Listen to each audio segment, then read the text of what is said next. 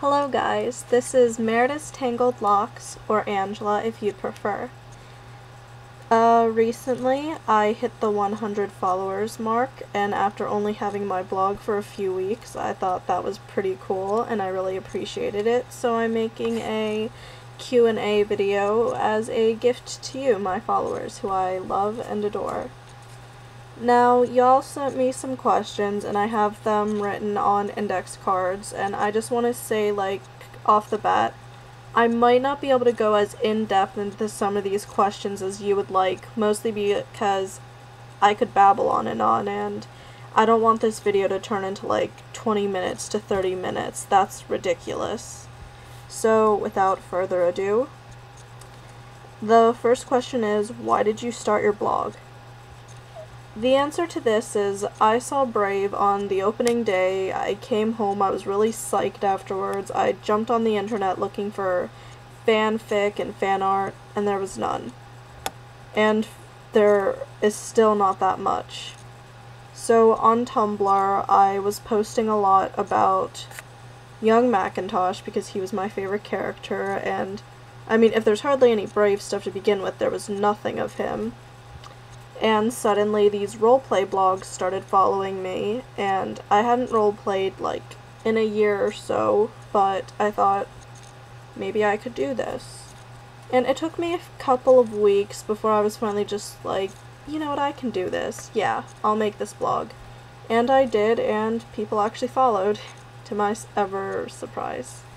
So, yeah. Mostly because of lack of any fan art or fan fiction for me to indulge in. Alright, question 2. What do you like about the Brave fandom?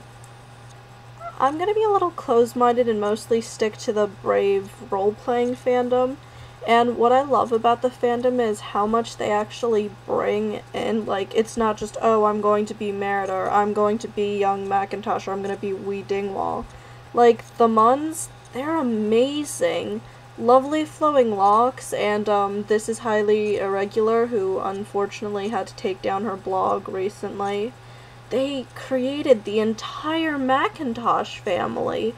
Lovely, she created the character design for Lady Macintosh and Macintosh's 2 sisters and a brother, and then you have Wee Dingwall, the stud. They created the entire Dingwall family, and she has all this fan art, and it's even young MacGuffin's Mun, who also doubles as Ruffnut from How to Train Your Dragon fandom.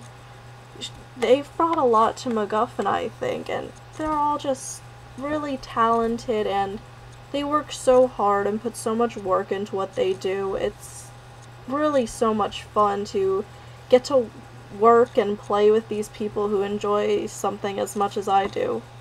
So, what other fandoms are you a part of?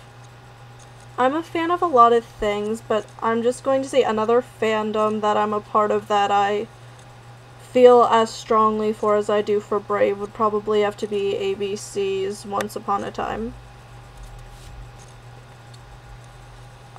Favorite ships of Brave or any fandom of your choosing?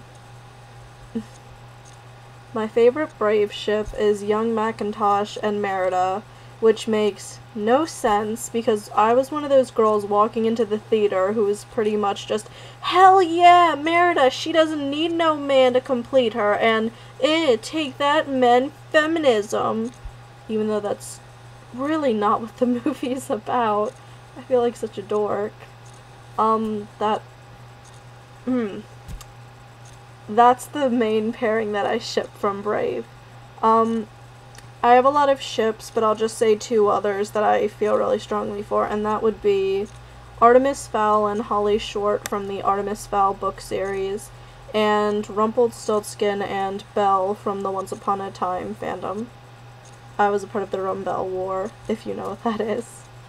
So, what are some headcanons for Merida's future life? I feel lazy in that I don't have, I wish I could present it to y'all in, bullet points, but I can't. I see at some point Merida traveling, maybe outside of Scotland. I have to do research and see how, like, how available that would be to maybe go to the Middle East, or I feel like Merida would want to find her own place as a ruler and as a diplomat, since Fergus and Eleanor, that they're kind of going to be a rough act to follow, you know what I mean? So I do think she's going to travel before becoming queen, try and find herself, because she's still a very young girl. As I've said before in a question that I answered, and some people weren't happy about that, I do see Merida getting married.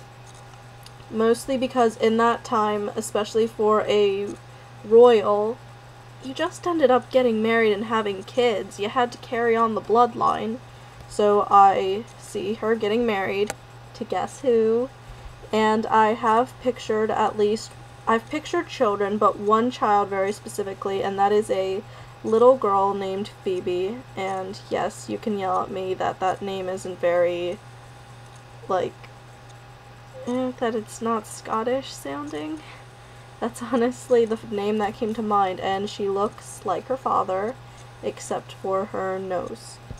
Can I make it any more obvious? I've seen two boys as well, and children-wise, like I said, you just had kids in that time that time zone. You just had kids. I mean, you had to carry on the bloodline. That was a big thing, and I think even as fiery and rebellious as Merida is, I mean, she never said, I don't want to be queen, so the fact that she accepts that she has to be queen means she accepts that she has to carry on the bloodline. So there's that. This one actually made me laugh when I got it. Why Macintosh? Why indeed Macintosh? I was so pumped for Merida to not need no man to complete her, and that asshole had to set foot on screen. I love characters like him. You know the type. The cocky pretty boy character who they need to be, like, slapped around a little bit and humbled, and then they're like, they have, like, this real heart of gold underneath their jerk exterior. Love it. They're so ripe for character development. And Lovely's doing such a good job at that. What are your RP plans for Merida and Macintosh? I don't want to answer this, because I'm on a timeline, I don't want to answer this too thoroughly, and also because Macintosh is not my character, so I don't want to make assumptions for him. In the canon thread that I'm doing with Lovely, like, and I mean the main one, not all these little magic anons and alternate little things we're doing through asks, Macintosh is going to be leaving soon. He's on restocking armories right now around the kingdom, and he will be leaving for the Dingwall territory like the next day in the thread. Gosh, I want Merida to realize that she's going to miss him. I'm sorry that I ship them very hard, but I can't just have her throw her arms around him and be like, I love you, take me with you. I suppose that they would need some time apart. I honestly don't know how I'm going to get them back together, and I should probably talk with Lovely more about this, because Lovely is Lovely. She'll just know what to do. But I do see them eventually falling in love if all goes well character development wise, but I'm really not sure how. I definitely see Merida, just know that I see Merida trying to fight it. I see her wanting to just see him as a friend, which might be enough for Macintosh, or it might not. I mean, again, I don't want to speak where that's Lovely's thing, how she wants to develop him in that area. But this question, I could do an entire video just on this question. Why did you write that Merida Macintosh fic? Will you write her with any of the other suitors? Let me be blunt and say it, the smut fic that I wrote about Merida and Macintosh was a request after Lovely posted her smut fic, and I was asked very nicely to write something in Merida's point of view, and I did, and people were way too nice about it because I don't think it was that great. I would happily write her with the other suitors, especially after role-playing with their two mons who are so great. I mean, I was definitely in love with Macintosh after seeing Brave, but after, role-playing with Wee Dingwall the Stud and Young MacGuffin, they're just so good, and you love the characters, and then role-playing with them and then seeing the movie for a second time, my gosh, I love them. The only thing I have to say is I would maybe need a prompt, just because unfortunately that's not who I ship Merida with, so in my head I'm not sitting to myself thinking, Merida and Wee Dingwall should do this. I mean, not enough to get like a nice drabble out of it, so you all gotta do some work. Where are the drabbles you promised? I'm sorry. I'm really sorry. I don't know. I'm sorry.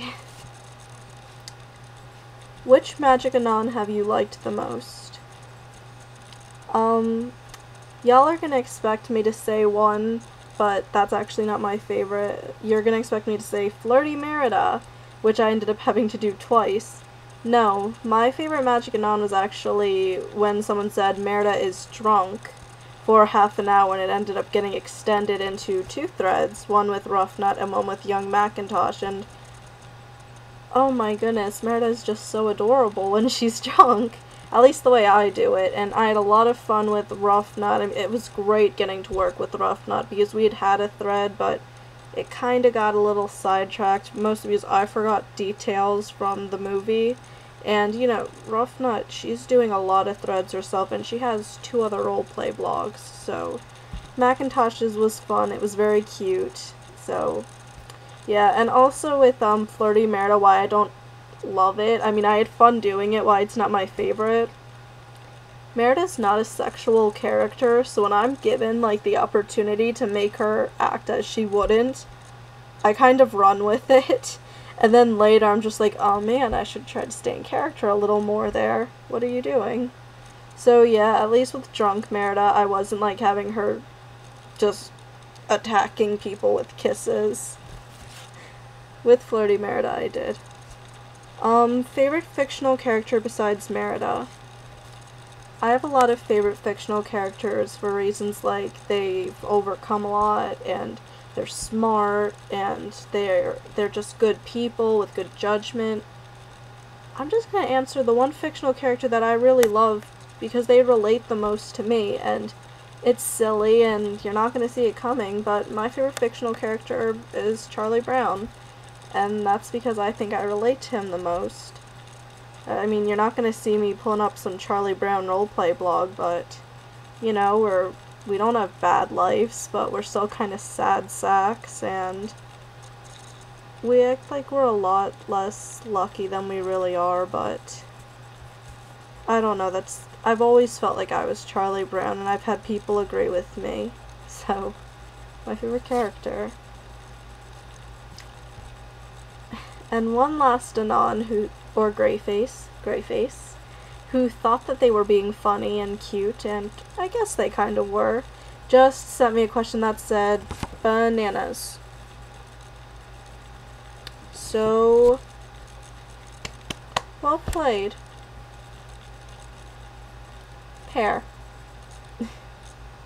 So, goodbye guys. This still turned out a lot longer than I wanted it to, but I hope that somewhere through my rambling you at least enjoyed yourself. Maybe you could laugh at my mannerisms or whatever. Or my awkwardness. I really enjoyed this, and I just want to say real quick to my partners, Lovely Flowing Locks, Wee Dingwall the Stud, Young MacGuffin, who also does Ruffnut, you guys are really amazing. Thank you for giving me the opportunity to work with you, and to the other people who I follow but I don't roleplay with, a lot of the How to Train Your Dragon fandom, you guys are awesome, and you're funny, and you're so nice, and I'm just so glad I made this vlog. So, bye guys, I really love ya. See ya, ninny gooses. Mwah.